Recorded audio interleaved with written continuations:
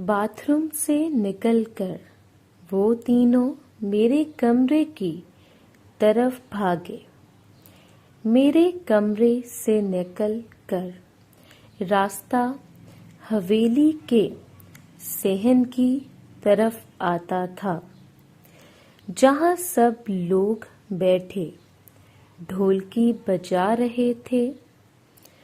इससे पहले कि मैं इन लोगों तक पहुंचता, जैसे ही मैं बाथरूम के पास पहुंचा तो वो तीनों सहन की तरफ चले गए।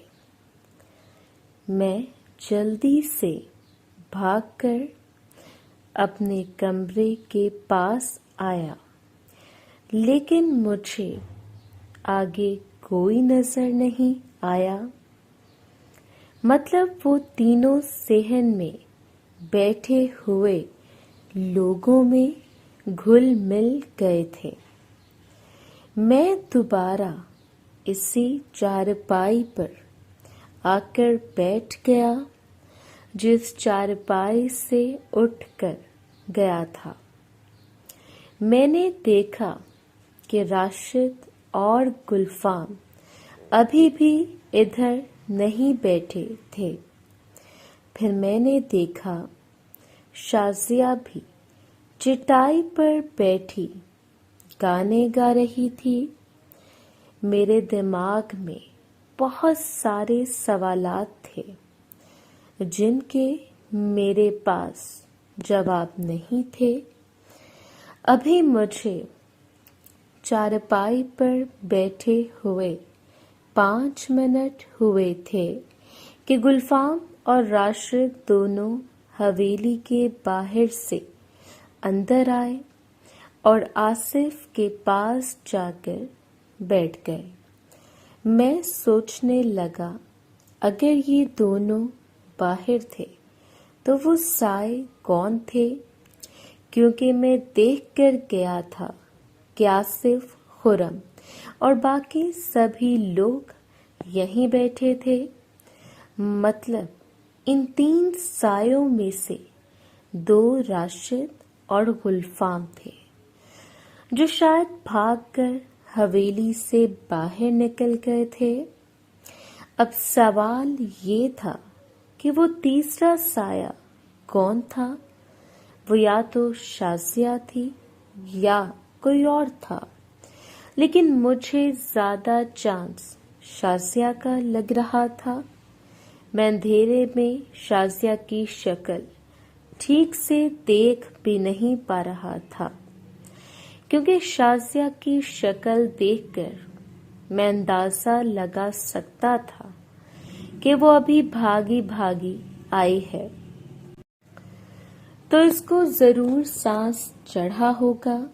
फिर मेरे जहन में ख्याल आया कि मैं गलती से पूछता हूँ कि अभी फिर मेरे जहन में ख्याल आया कि मैं उस्मा से पूछता हूँ कि अभी यहाँ से उठकर कौन बाहर गया था। मैंने उस्मा को देखा तो वो दरमियान में बैठी हुई ढोलकी बजा रही थी। मैंने इसको बुलाना मुनासिब नहीं समझा। राशिद और गुलफाम पर मुझे बहुत गुस्सा आ रहा था। अगर वाकई इनके साथ शाजिया थी तो शाजिया की खैर नहीं।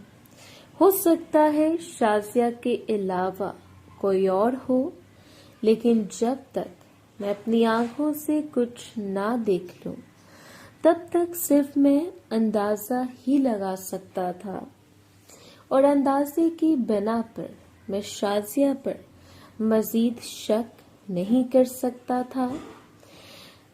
मैं चारपाई पर बैठा यही बातें सोच रहा था कि मुझे दोपहर को उस्मा की बात याद आ गई कि उस्मा मुझे शाजिया को लगाम डालने का कह रही थी। अगर कुछ देर के लिए फर्ज कर लिया जाए کہ راشد اور گلفام کے ساتھ شازیہ تھی تو وہ جس طرح واش روم سے نکل کر باہر بھاگے تھے، مطلب کہ وہ اندر ملاقات کر رہے تھے جس کی رکھوالی گلفام کر رہا تھا، اور یقیناً اگر میں ان کے پیچھے نہ جاتا تو راشد کے بعد گلفام کی باری تھی۔ گلفام اور راشد آصف کے ساتھ بیٹھے باتیں کر رہے تھے۔ شاید ان کو یہی لگ رہا تھا کہ میں نے ان کو پہچانا نہیں، لیکن یہ ان کی غلط فہمی تھی۔ میں ان کو پہچان چکا تھا، لیکن میں ان کو بتانا نہیں چاہتا تھا، بلکہ میں ان کو رنگے ہاتھوں پکڑنا چاہتا تھا۔ اسی طرح بیٹھے بیٹھے ڈھولک کا وقت ختم ہو گیا اور لائٹ بھی آ گئی۔ محلے والے سب اپنے اپنے گھروں کو چلے گئے۔ اپنے کمرے میں جاتے ہوئے باجی عارفہ میرے پاس آ کر کھڑی ہو گئی اور بولی، ندیم، تم کیا سوچ رہے ہو؟ میں تمہیں کافی دیر سے دیکھ رہی ہوں، تم پریشان لگ رہے ہو۔ میں نے کہا، نہیں باجی، ایسی کوئی بات نہیں ہے۔ باجی عارفہ مسکرا کر بولی، اگر کوئی بات ہے تو میرے کمرے میں آ جاؤ۔ میں باجی کی بات سن کر مسکرایا اور کہا، جیسے اس دن میں آپ کے کمرے میں آیا تھا۔ باجی تھوڑا آگے ہو کر بولی، کیا تم اس دن ملاقات کر کے ریلیکس نہیں ہوئے تھے؟ تو میں باجی کی بات سن کر مسکرانے لگا اور کہا، باجی کوئی بات نہیں ہے، بس کھیتوں میں کام کرنے کی وجہ سے تھکن ہو گئی ہے۔ تو باجی بولی، اسی لیے تو کہہ رہی ہوں میرے کمرے میں آ جاؤ، میں تمہیں دبا دوں گی۔ میں نے کہا، نہیں باجی، مجھے نیند آ رہی ہے، میں سو جاؤں گا تو خود بخود مجھے آرام آ جائے گا۔ باجی نے جانے سے پہلے میرے سر پر ہاتھ پھیرا اور بولی، اگر پھر بھی تم آنا چاہو تو آ جانا۔ یہ کہہ کر باجی عارفہ چلی گئیں اور میں ان کا پیار دیکھ کر مسکرانے لگا کہ انہیں میری کتنی پرواہ ہے۔ اگر وہ میرے کمرے میں آنا چاہتی تو آ سکتی تھی، لیکن وہ میرے کمرے میں اس لیے نہیں آئے کہ کہیں کوئی دیکھ کر باتیں نہ کرے۔ میں نے دیکھا کہ خالہ نرگس اپنے کمرے میں جا رہی ہیں۔ میں جلدی سے اٹھ کر خالہ نرگس کے پاس گیا۔ میرے جاتے جاتے خالہ نرگس اپنے کمرے میں چلی گئی تھی۔ وہ دروازہ بند کر رہی تھی کہ میں نے اپنے ہاتھ سے دروازہ کھولا اور اندر آ گیا۔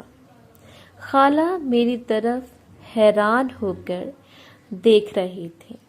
میں نے جلدی جلدی میں کہا کہ خالہ، دروازہ مت بند کرنا، میں تھوڑی دیر میں آتا ہوں۔ اور یہ کہہ کر میں باہر آنے لگا تو خالہ نرگس بولی، نہیں ندیم، تمہیں آنے کی ضرورت نہیں ہے۔ میں خالہ کی بات سمجھ گیا کہ خالہ کیوں مجھے تھوڑی دیر بعد آنے کے لیے منع کر رہی ہے۔ میں خالہ کی بات سمجھ کے مسکرایا اور کہا، خالہ، جیسا آپ سوچ رہی ہیں ویسا کچھ نہیں، مجھے آپ سے کچھ بات کرنی ہے، اس لیے میں سب کے سونے کا انتظار کر رہا تھا تو خالہ بولی، کیوں سب کے سامنے بات نہیں کر سکتے؟ میں نے حیران ہوتے ہوئے کہا، سب کے سامنے؟ تو خالہ بولی، باجی یعنی میری امی کے سامنے بات نہیں کر سکتے؟ میں نے کہا، خالہ ان کے ساتھ بھی کر لیں گے، پہلے آپ سے بات تو کر لو، باہر سے کچھ پارسل آئے ہیں، مجھے لگتا ہے وہ پارسل آپ کے ہیں، کیونکہ وہ پارسل میرے نام سے آئے ہیں اور میرا تو باہر سے کچھ لینا دینا ہی نہیں۔ تو خالہ نے حیران ہوتے ہوئے کہا، کب آئے؟ میں نے کہا، خالہ کل شام کو آئے تھے۔ تو خالہ بولی، تو مجھے اب بتا رہے ہو؟ میں نے کہا، خالہ میں نے آپ کو بتانا تھا، لیکن رات کو جیسے ہی میں بستر پر لیٹا مجھے نیند آ گئی اور صبح سے تو سب موجود تھے، اس لیے میں نے آپ کو نہیں بتایا۔ آپ دروازہ مت بند کرنا، میں تھوڑی دیر تک وہ پارسل لے کر آتا ہوں۔ خالہ بولی، ٹھیک ہے، اور میں واپس اپنے کمرے میں آ گیا۔ کمرے میں آ کر میں نے اپنی گھڑی پر ٹائم دیکھا تو 10:30 بج چکے تھے اور مجھے 12 بجے بھابھی اور آنٹی کے پاس بھی جانا تھا۔ میں نے اٹھ کر اپنی الماری کھولی اور الماری میں سے وہ پارسل نکالا جو ابھی تک اسی طرح پیک تھا جس طرح میں نے ریسیو کیا تھا۔ پہلے تو میرا دل کیا کہ میں اس پارسل کو کھول کر دیکھ لوں کہ اس کے اندر کیا ہے، پھر میں نے یہ سوچ کر پارسل سائڈ پر رکھ دیا کہ خالہ جب دیکھیں گی کہ پارسل کھلا ہوا ہے تو میرے بارے میں کیا سوچیں گی۔ تقریباً 10-15 منٹ انتظار کرنے کے بعد میں اپنے کمرے سے نکلا تو ہر طرف سناٹا تھا، سب اپنے اپنے کمروں میں جا چکے تھے اور جس نے کوئی ملاقات کرنی تھی وہ تقریباً 12 بجے کے بعد ہی اپنے کمرے سے باہر نکلتے ہیں۔ خالہ کے کمرے کے پاس پہنچ کر میں نے دروازے کو ہلکا سا دھکا لگایا تو دروازہ کھل گیا۔ میں اندر گیا تو اندر اندھیرا تھا، 0 کا نیلے رنگ کا بلب چل رہا تھا اور پنکھا چل رہا تھا۔ خالہ نے مجھے دروازہ بند کر کے کنڈی لگانے کو کہا تو میں نے خالہ کی بات پر عمل کرتے ہوئے دروازہ بند کیا اور کنڈی لگا دی۔ خالہ نے اپنے کمرے کی پچھلی بیک یارڈ والی کھڑکی کھولی ہوئی تھی جہاں سے ٹھنڈی ہوا آ رہی تھی۔ میں جا کر خالہ کے پاس کھڑا ہو گیا۔ خالہ بیڈ پر ٹیک لگا کر بیٹھی تھی۔ خالہ نے مجھے بیٹھنے کو کہا تو میں ان کے پاؤں والی سائڈ پر بیٹھ گیا اور بیٹھے ساتھ ہی میں نے پارسل جو ہاتھ میں پکڑا ہوا تھا خالہ کی طرف بڑھایا اور کہا، خالہ یہ پارسل کل آیا تھا۔ خالہ نے وہ پارسل میرے ہاتھ سے پکڑ لیا اور اسے الٹ پلٹ کر देखने लगी। तो मैंने कहा, खाला, वो राइट साइड पर सबसे नीचे मेरा नाम लिखा हुआ है। मैंने कहा, खाला, मुझे ये समझ नहीं आ रहा कि खालू के पास मेरा नाम और एड्रेस कैसे पहुंचा। तो खाला मुस्कुराकर बोली, नदीम, मैंने ही इनको बताया था। इनका कुछ दिन पहले फोन आया था। वो कह रहे थे इन्होंने कुछ भेजना है, तो मैंने इनको तुम्हारा नाम और एड्रेस बता दिया। मैंने कहा, खाला, अच्छा ठीक है, इसे खोल कर देखें इसमें क्या है। तो खाला मेरी तरफ देखने लगी। मुझे लगा कि जैसे मैंने कोई गलत बात की है। फिर अचानक मेरे ज़हन में आया कि ये पार्सल तो खाला का है। हो सकता है इन्होंने अकेले में खोलना हो।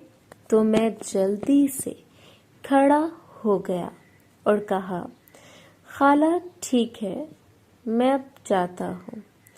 ये कहकर मैं वापस मुड़ गया। मोहतरम नाज़रीन और सामीन, इस कहानी का बाकी हिस्सा अगली आने वाली वीडियोस में पेश किया जाएगा। अगर आपको ये वीडियो अच्छी लगी तो वीडियो को लाइक और हमारे चैनल को सब्सक्राइब ज़रूर करें। शुक्रिया।